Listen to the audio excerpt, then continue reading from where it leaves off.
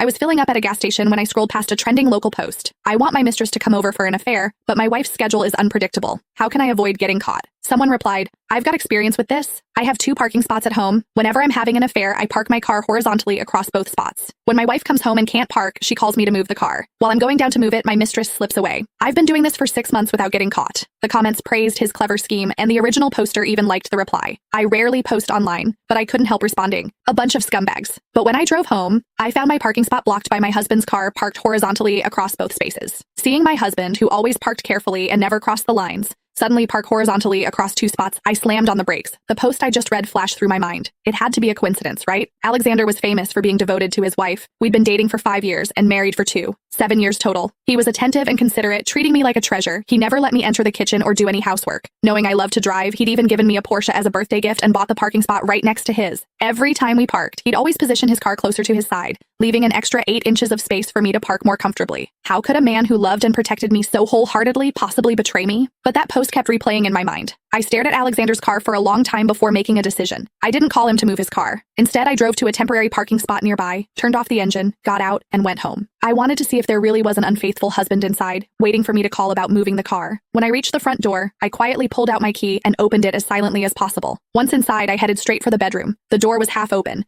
Through the gap, I saw the room was empty. I turned to the guest room, pushed open the door. Still empty. The study, bathroom, balcony, even the storage room, I checked every single one. Every room was quiet and empty. No one was there. Where was Alexander? Just as I was puzzling over this, the kitchen door opened. Alexander came out wearing an apron, carrying a dish. Seeing me, he froze for a moment, surprised. Why are you home so early today? He quickly set the dish on the dining table and gave me a simple smile. I was planning to make a few more dishes before you got off work. You came home early. I haven't finished cooking yet. I glanced at the kitchen. Cut vegetables were arranged on the cutting board, and in the pot, my favorite soup was simmering. Clearly, he'd been busy in the kitchen for quite a while. I breathed a sigh of relief and smiled slightly. There wasn't much going on at the office today, so I came home early. Alexander nodded. Then rest for a bit. I'll finish the last 2 dishes and you can eat. He went back into the kitchen to continue cooking. Watching his busy figure, I couldn't help asking, why did you suddenly park horizontally across my spot today? Alexander looked back at me, somewhat embarrassed. I was worried you'd be hungry when you got home, so I rushed upstairs to cook. I didn't pay attention to parking properly, just left it there and ran up. Alexander's behavior seemed completely natural and his explanation was flawless. After all, every day when I came home from work, there was always hot food waiting for me. Alexander was a surgical doctor with an incredibly demanding workload, yet he always managed to find time to come home and cook for me. Sometimes I'd tell him to rest and not work so hard, but he'd always say, you have a weak constitution. When you're hungry, you get heart palpitations and trembling hands.